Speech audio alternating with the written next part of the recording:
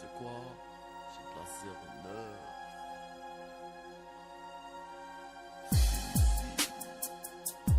C'est ici. La 09. La route.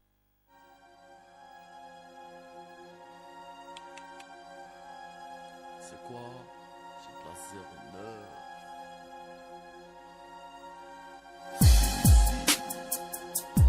C'est ici. La 09.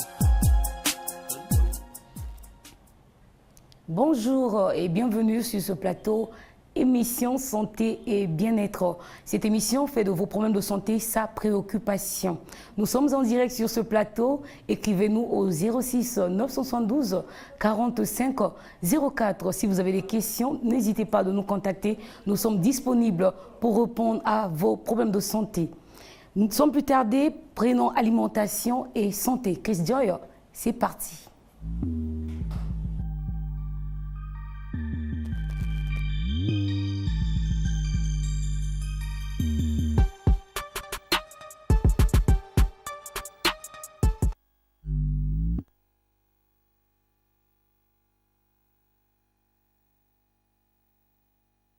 Bonjour, aujourd'hui nous allons étudier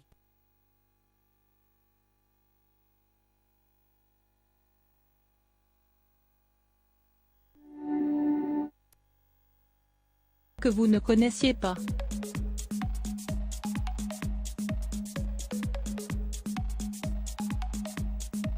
Lorsqu'on nous parle des bienfaits de la carotte, nous pensons certainement qu'elle est bonne pour notre vue ou qu'elle nous aide à bronzer. Cependant, ce riche légume renferme beaucoup plus de propriétés qui valent la peine d'être mises en valeur. Nous vous en disons plus dans cet article.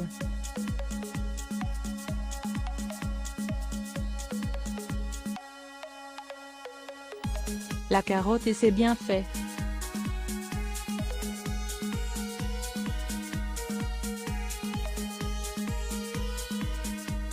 Un des légumes les plus produits au monde et qui nous offre une bonne quantité de vitamines, des complexes A, B, C et E, ainsi que des antioxydants et des minéraux. De plus, elle ne possède pratiquement pas de calories, 33 cales tous les 100 grammes, et peut se manger crue, râpée, cuite ou à la vapeur. Les bienfaits de la carotte sont tellement nombreux qu'on ne peut pas la laisser de côté quand nous préparons nos petits plats. Elle retarde le vieillissement prématuré.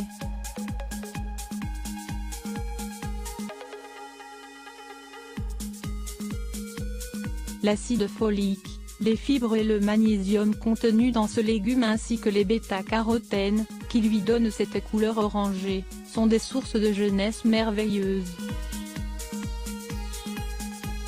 Ces composantes aident le foie pour qu'il puisse produire de la vitamine A qui est nécessaire, par exemple, pour la santé de la peau, le renforcement des os ou le bien-être du système immunitaire. Ces derniers, à leur tour, protègent l'organisme de l'action préjudiciable des radicaux libres, provoqués par le tabagisme, la contamination ou le stress. Manger des carottes réduit la possibilité de souffrir de maladies dégénératives et d'une mauvaise circulation sanguine. Comme si cela n'était pas suffisant, les bêta-carotènes luttent contre certains types de cancers, entre autres ceux des poumons, de la bouche ou des seins. Elle entretient la santé intestinale.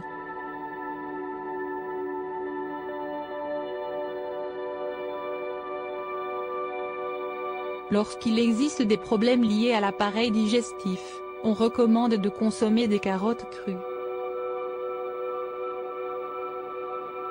La vitamine A qu'elles apportent protège et régénère les membranes de l'estomac et des intestins.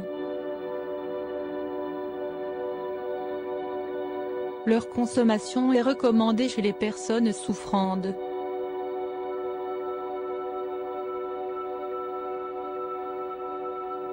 acidité, diarrhée, constipation, indigestion, gastrite, ulcère.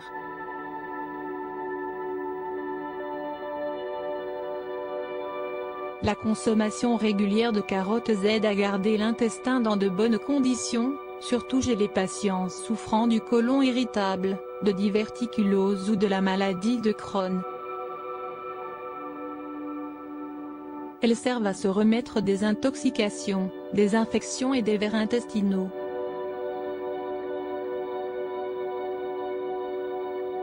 De plus, si on la mange bouillie ou à la vapeur, elle adoucit et calme la muqueuse digestive. Ainsi, elle est utile pour normaliser le transit et éviter l'apparition d'hémorroïdes.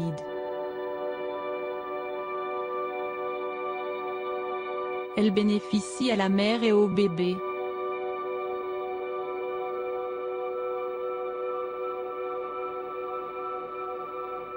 La vitamine A qu'apporte ce légume est très important pour les femmes enceintes ou celles qui allaitent, pour le FSTU comme le nouveau-né. Elle permet la formation de nouvelles cellules dans l'organisme, et elle apporte aussi des antioxydants, du calcium et de l'acide folique. Pendant la grossesse, les mères doivent consommer entre 2 et 3 carottes par jour pour couvrir les nécessités de ces nutriments.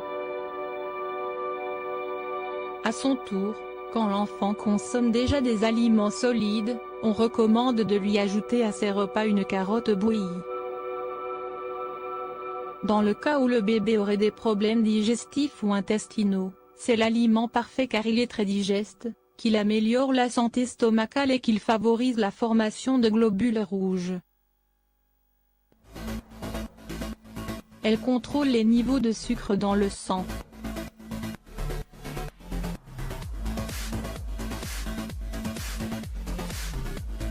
Les diabétiques bénéficient largement de la consommation de la carotte crue en raison des hydrates de carbone qu'elle contient. Car ceux-ci s'absorbent plus lentement, sans provoquer d'hyperglycémie. L'indice glycémique de ce légume cuit est plus grand et pour cela on ne recommande pas autant sa consommation. De plus, il s'agit d'un légume qui améliore la circulation sanguine et la santé oculaire, deux des problèmes habituels des personnes atteintes de diabète. Elle augmente les dépenses.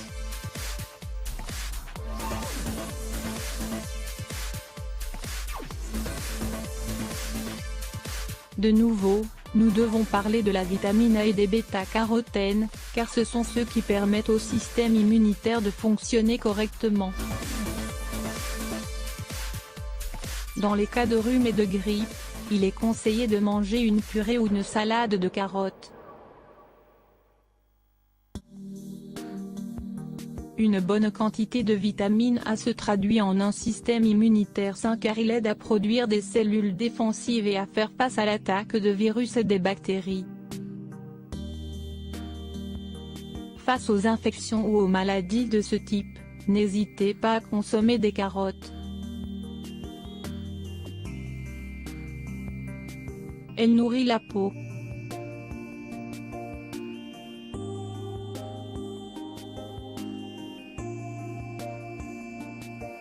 Les carottes absorbent toutes les impuretés qui s'accumulent dans le derme.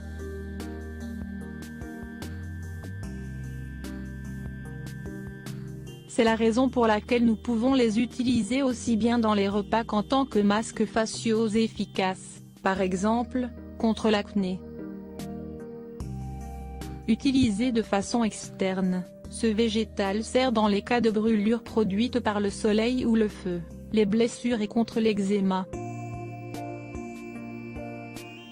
Ce légume est également très utile pour nous protéger des effets provoqués par les rayons ultraviolets.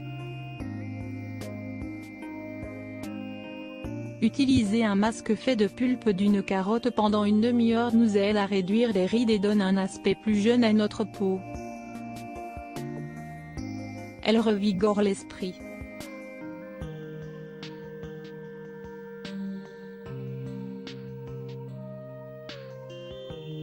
Cela est dû à son apport de nutriments associés à la santé cérébrale, le phosphore et le potassium. Tous deux régénèrent les nerfs et préviennent les effets du stress.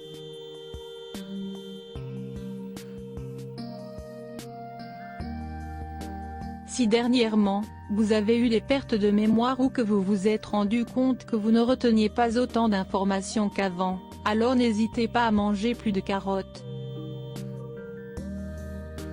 Autre bienfait de la carotte.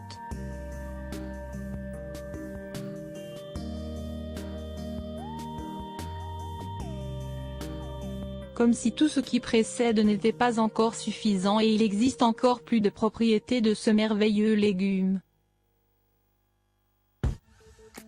La carotte fortifie les ongles et les cheveux.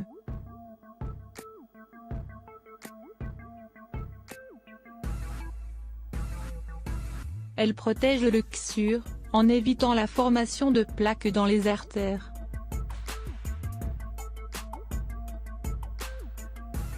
Elle élimine la rétention de liquide grâce à ses capacités diurétiques.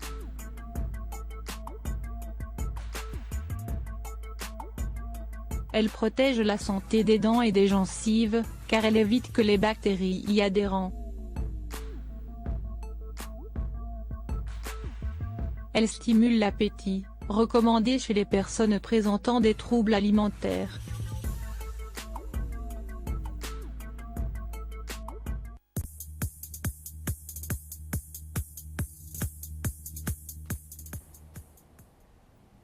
J'espère que vous avez aimé car il est toujours important de s'informer sur les vitamines que contiennent les aliments dont nous consommons. Après alimentation et santé, c'est au tour de Disease.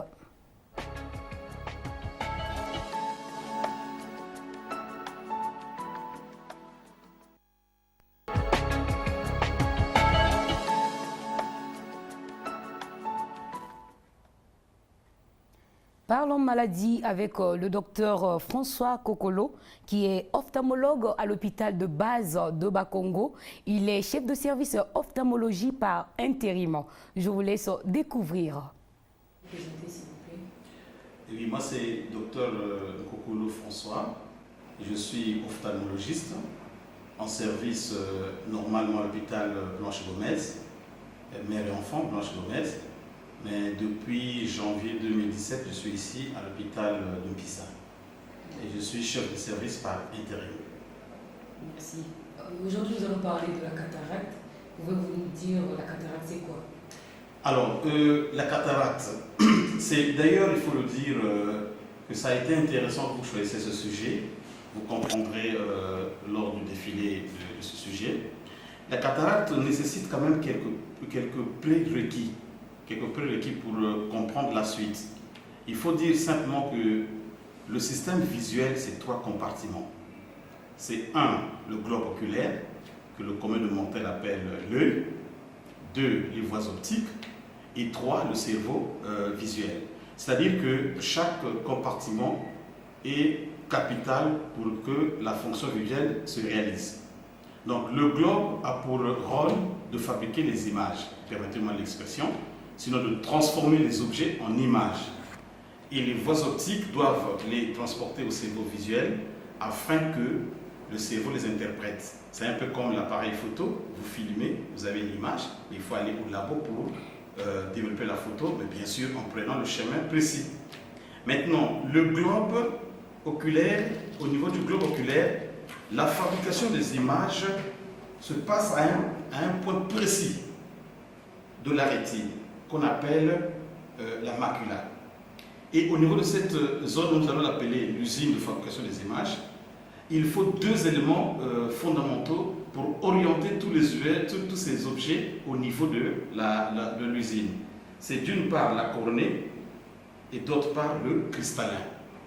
Et vous constaterez que de la cornée jusqu'à la rétine, l'élément capital devait être la transparence oculaire. Sans transparence, rien n'atteindrait l'usine de fabrication des images. Et donc, vous avez dit, qu'est-ce que c'est la cataracte? C'est tout simplement l'absence de transparence du cristallin, que nous appelons dans nos termes l'opacification du cristallin. Voilà de façon simple la définition de la cataracte. Opacification du cristallin. Et cette opacification peut être soit congénitale, c'est-à-dire que l'enfant naît avec, soit acquis. Et peut être unilatérale ou bilatérale. Et quand c'est bilatéral, ça peut être soit symétrique, rarement bien entendu, ou bien asymétrique. Alors, ce que nous appelons dans notre jargon les symptômes, il faut quand même distinguer, on l'a dit, qu'il y avait la cataracte congénitale et la cataracte acquise. C'est évident que sur le plan congénital, l'élément essentiel, il faut le dire, il faut insister, que c'est une tache blanche dans le globe oculaire. Tache blanche. C'est vrai, nous aurons l'occasion d'en parler, la tache blanche n'est pas seulement l'apanage de la cataracte, et elle est même plus à redouter dans une autre pathologie que nous verrons certainement la prochaine fois. Mais en tout cas, devant une tache blanche dans l'œil, tout parent devrait s'inquiéter. Et donc, chez un enfant, à la naissance ou aux alentours de la naissance, c'est d'abord avant tout cette tache blanche. Mais il peut y avoir aussi une déviation du globe, ce qu'on appelle communément les yeux de 5 heures, surtout quand la cataracte est unilatérale, simplement parce que le globe, le cerveau ne reçoit plus les images de ce globe qui présente une tache blanche, et donc du coup il l'abandonne, permettez-moi l'expression, et du coup il ne s'en occupe plus, et le globe se dévie.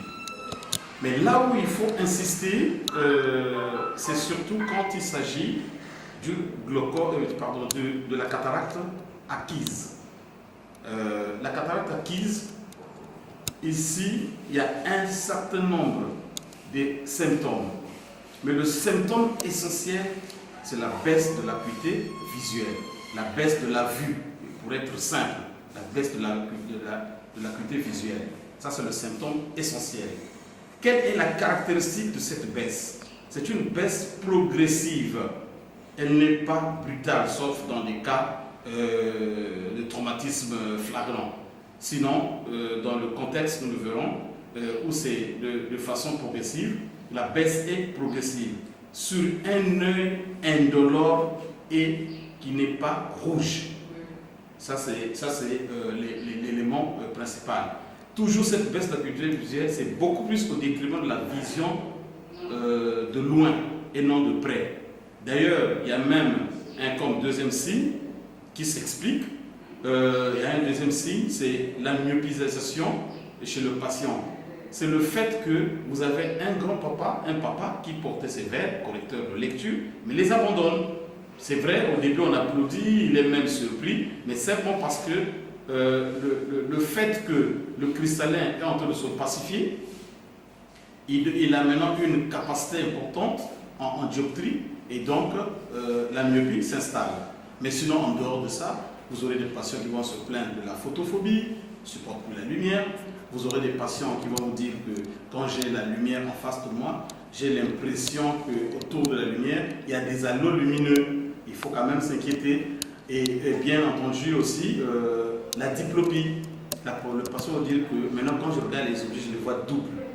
Même quand je ferme, qui ne disparaît que quand je ferme l'œil présumé atteint de cataracte.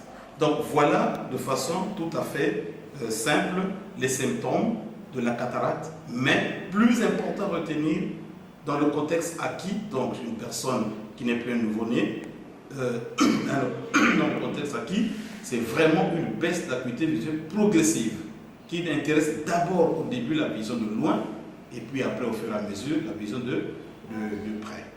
Deuxième situation, c'est là on va voir maintenant les cataractes, les étiologies systémiques où il n'y aura pas que le cristallin qui serait intéressé, mais il y aurait aussi autre chose.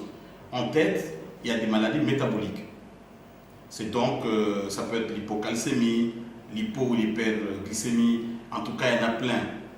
Deuxième étiologie systémique, c'est surtout, ça c'est très intéressant, c'est les infections utérines, intra-utérines. C'est là où les obstétriciens et les sages-femmes devraient taper encore beaucoup d'efforts pour bien surveiller les grossesses. Parce qu'on a la notion de torche, en tout cas torche comme la torche. Ici la torche, retenez ça, la population doit retenir qu'une femme enceinte qui va en consultation prénatale, on doit être sûr qu'elle n'a pas une des infections de la torche. Torche veut simplement dire quoi? TO comme toxoplasmose, R comme rubéole, torche, C comme cytomégalovirus, et en fait H comme herpès simplex. En tout cas, c'est leur dada, je sais qu'ils le font très bien, parce que c'est une de ces infections peut entre autres provoquer une cataracte congénitale. Et je vous ai dit que ça ne serait pas que la cataracte qui sera retrouvée comme c'est une situation systémique. Bon, maintenant, il y a des anomalies chromosomiques connues. Vous verrez qu'un enfant qui a la trisomie 21, les enfants mongoliens, très souvent, on peut retrouver aussi une cataracte, trisomie 13, trisomie, ainsi de suite. Donc voilà, de façon simple, la cataracte congénitale, notamment ses causes. L'hérédité, causes systémiques, dans lesquelles maladies métaboliques, les infections intra-utérines, et puis bon, les anomalies chromosomiques. Alors, après on passe à la cataracte acquise. Voilà. La cataracte acquise, ici, il faut scinder deux compartiments, deux approches. Il y a d'abord la cataracte sénile, donc liée à l'âge, et la cataracte pré-sénile. Quand c'est une cataracte sénile, c'est normalement, chez nous, quand on parle cataracte, en fin de compte, c'est d'abord ça en réalité. Mais comme nous faisons une émission pour que la population sache qu'est-ce qu'une cataracte, c'est pour ça qu'on parle un peu de tout ça. Mais sinon, la cataracte que nous redoutons tous, c'est la cataracte sénile. C'est-à-dire, quelles sont les caractéristiques? Premièrement, c'est lié à l'âge. Bon, d'après les études, c'est à partir de 60 ans. À partir de 60 ans, quand quelqu'un a une cataracte, on se dit, ça doit être sénile. Deuxièmement, c'est ce qu'on a dit dans la définition, la baisse d'acuité visuelle est progressive. Et comme elle est progressive, et vous comprendrez que ce n'est pas tout de suite, c'est au fur et à mesure, au détriment d'abord de la vision de loin. Et maintenant, après, la vision de près. Et après, ça provoque la cécité. Et donc, c'est pour dire quoi? La cataracte sénile est responsable chez nous en Afrique, notamment au Congo, elle est responsable de la cécité. Première cause de cécité au Congo, c'est la cataracte sénile, liée à l'âge.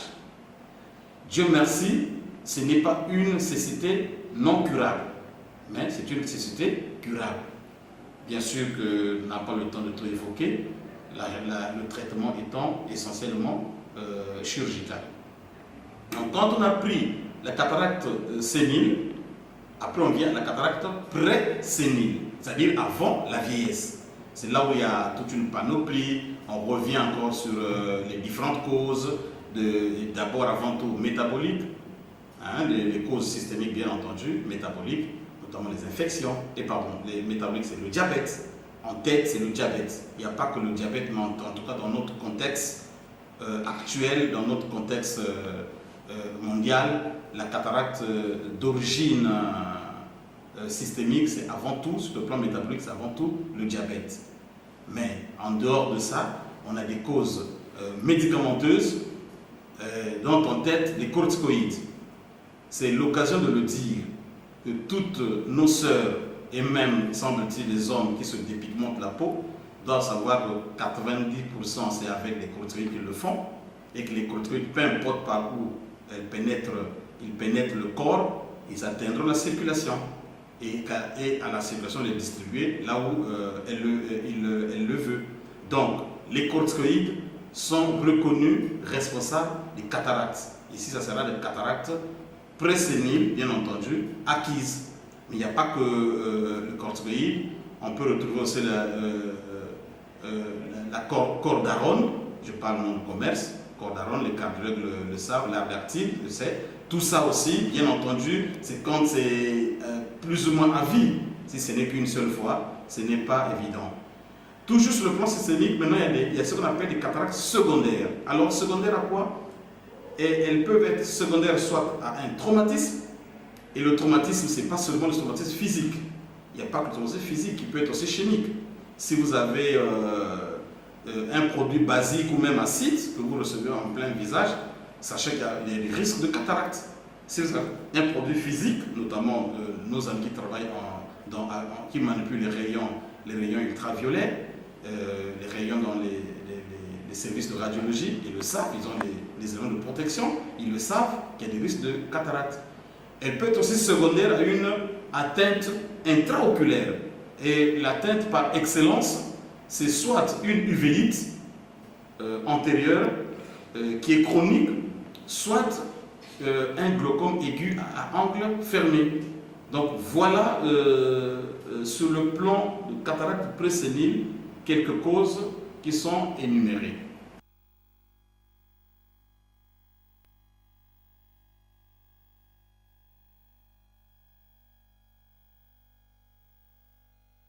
Pouvez-vous vous présenter, s'il vous plaît? Et oui, moi c'est Dr Kokolo François, je suis ophtalmologiste. Nous avons parlé de la cataracte qui est une maladie de l'œil avec le docteur François Kokolo qui est ophtalmologue à l'hôpital de base de Bakongo ex-SENSES. Nous avons parlé de la cataracte, elle est innée, elle est aussi acquise. N'oubliez surtout pas, et parmi la liste tellement élargie des symptômes, nous avons noté la baisse de vue. Quand vous remarquez que vous n'arrivez plus à distinguer des objets, n'hésitez pas à contacter un ophtalmologue ou de vous rendre carrément à l'hôpital. Les corticoïdes sont reconnus responsables de la cataracte. Les corticoïdes sont des produits chimiques qui blanchissent la peau. Donc ceux qui souvent utilisent des produits chimiques pour blanchir leur peau, ils sont vraiment exposés à la cataracte. Surtout, évitez de le faire si vous voulez blanchir votre peau. Contactez un dermatologue, il va vous prescrire des laits de beauté qui sont appropriés pour ce genre d'opération. N'oubliez surtout pas de faire attention à votre image. Quand je parle d'image, je vois là le maquillage, le vestimentaire, toutes ces choses qui relèvent du beau, c'est-à-dire de l'esthétique. Chris Joy, Top Chrono.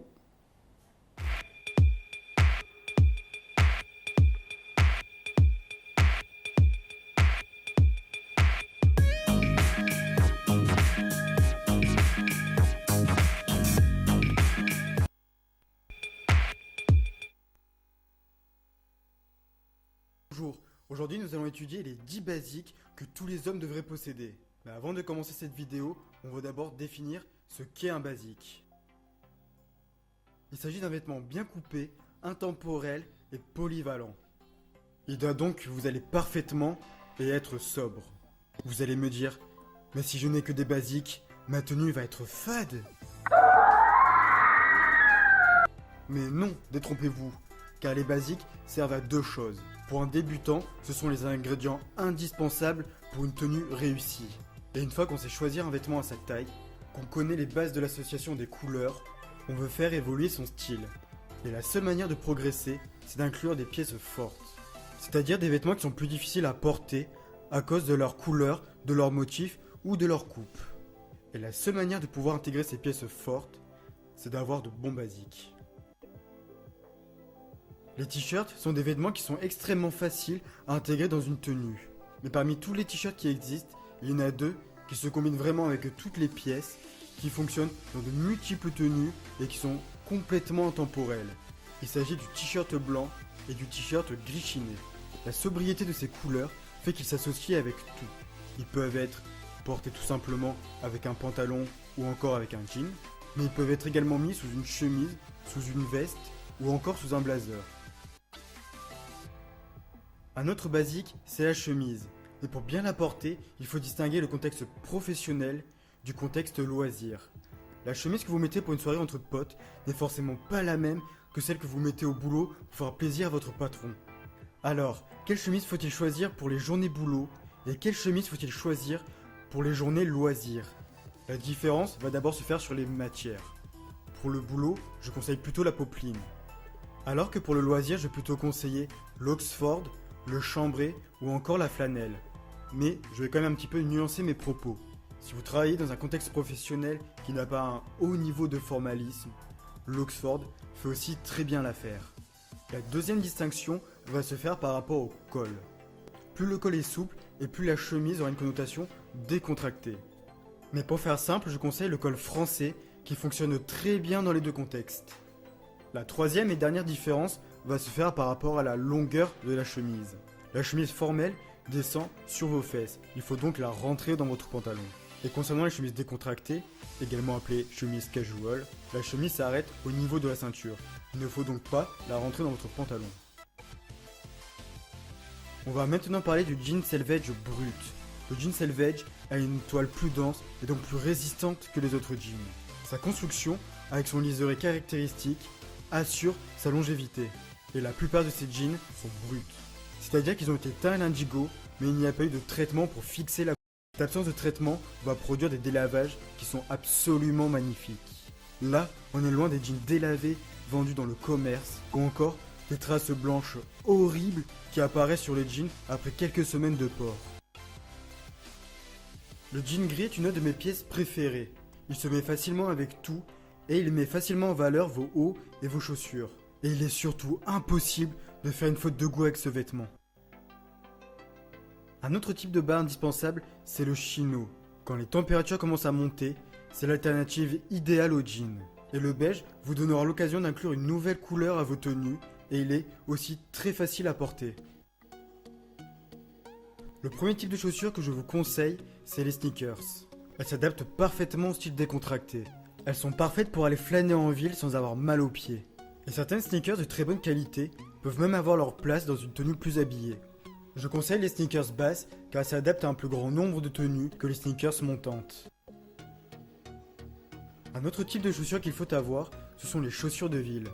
Les principales chaussures sont la Richelieu, la Derby et les doubles boucles, aussi appelées Monk. Peu importe le type de chaussure choisi, je vous conseille de prendre du marron. Cette couleur de chaussure s'adapte beaucoup mieux aux tenues et est en fait plus polyvalente que le noir. Parlons maintenant du costume, l'élément indispensable du milieu professionnel. Le premier costume à avoir, c'est le costume bleu marine uni. C'est le costume qui s'associe le plus facilement avec tous les types de chemises et tous les types de chaussures.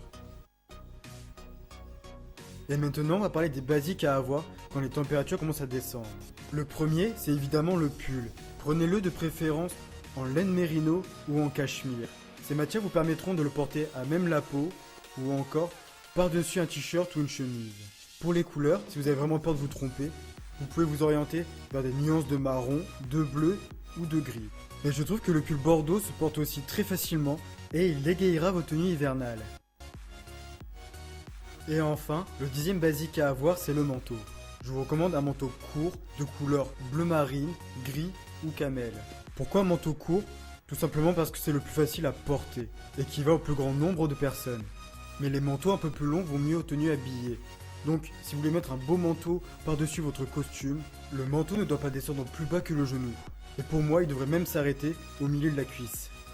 Et le bleu marine, le gris et le camel vous permettront encore une fois d'apporter de la couleur à vos tenues d'hiver sans se prendre la tête. Voilà, la vidéo est maintenant terminée. Si elle vous a plu, n'oubliez pas de laisser un pouce bleu. C'était des conseils vestimentaires typiquement hommes pour vous faire plaisir, vous qui êtes branchés sur Équateur Service Télévision. À présent, faisons quelques exercices avec le coach Samuel.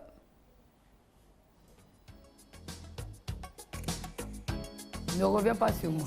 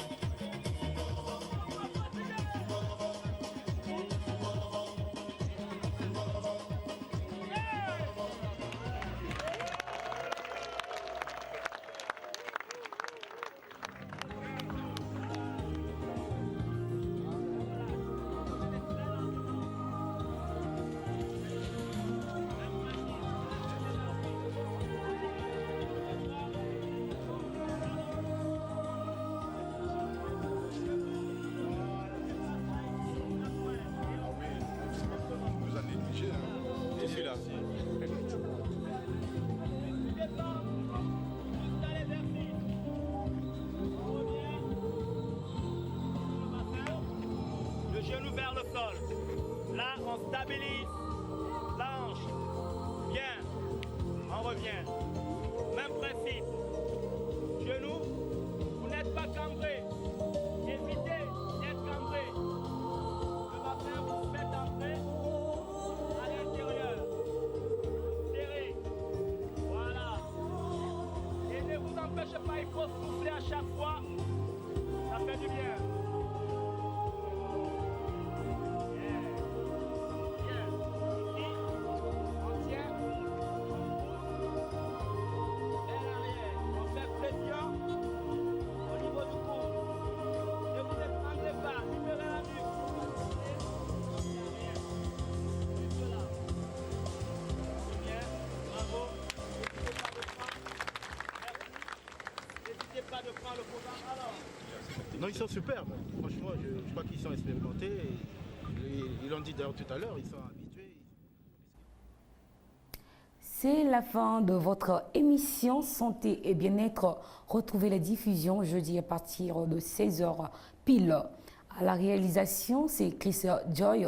À la régie finale, le DT Blood et Sévi nous ont aidés à réaliser cette émission pour que vous puissiez la suivre chez vous. Salutations à Monsieur le ministre, Belleville la Brune, à Gloire Nimi, à Blanchard Dicambi, Axel la Belle Dame, Merveille Ndala la Pétillante. Sans oublier, vous qui nous avez suivis, vous les téléspectateurs, nous vous disons big salutation. Et moi, votre First Lady, je vous retrouve lundi à la même heure, si Dieu nous prête vie. Suivez votre émission en ligne, cliquez juste Équateur Service Télévision sur YouTube. Merci.